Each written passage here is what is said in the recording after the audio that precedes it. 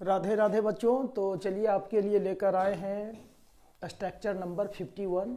और सबसे खुशी की बात है कि हमने अर्धशतक लगाने के बाद ये जो स्ट्रक्चर स्टार्ट करने जा रहे हैं, जो टेंस से रिलेटेड है। आप लोग को 12 गो टेंस पढ़ना रहता है, प्रेजेंट का 4, पास्ट का 4 और फ्यूचर का 4। लेकिन हम जो है से 16 स्ट्रक्चर इसमें बताएंगे, है ना। और 16 में एक स्ट्रक्चर का 4 तरह से बनाने का आपका नियम पता ही है।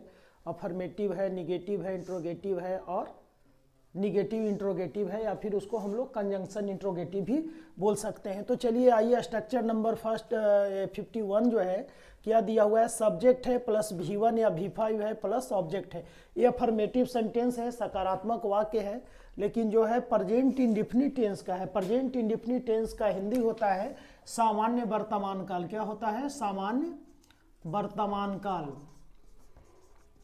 सामान्य वर्तमान काल। इसको पहचानने का नियम है, जिस हिंदी वाक्य क्रिया के अंत में ता है, ती है, ते हैं आदि लगा रहता है तो उसे हम लोग प्रेजेंट इंडेफिनिट टेंस का वाक्य कहते हैं। इसका नियम बनाने का क्या है कि आई बी यू और दे के साथ क्रिया ज्यों का त्यों रहता है, यानी वर्ब का पहला रूप लगता है।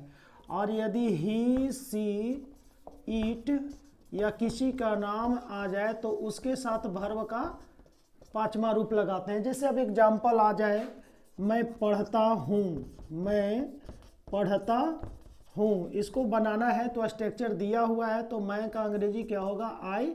और पढ़ता हूँ डायरेक्ट जो है से वर्ब का पहला रूप लगा दीजिए, आई रीड।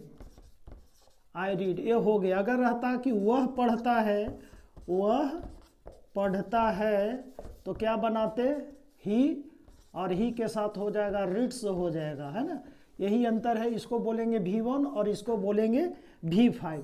तो इस तरह के आपको सैकड़ों सेंटेंस मिलेंगे प्रेजेंट इंडेफिनिट टेंस का ट्रांसलेशन बनाने के लिए, जो इस स्ट्रक्चर पे आप बनाने का काम करेंगे। उतना ही नहीं, आपको अगर टेस्ट भी लिया जाता है, कोई भी शिक्षक या गार्जियन या कहीं पे भी, तो सबसे ज़्यादा फेस करना है राम जाता है। क्या आता है? राम जाता है। तो अगर आप बताएं कि राम गो या राम इज गो, तो सीधे क्या हो जाएगा?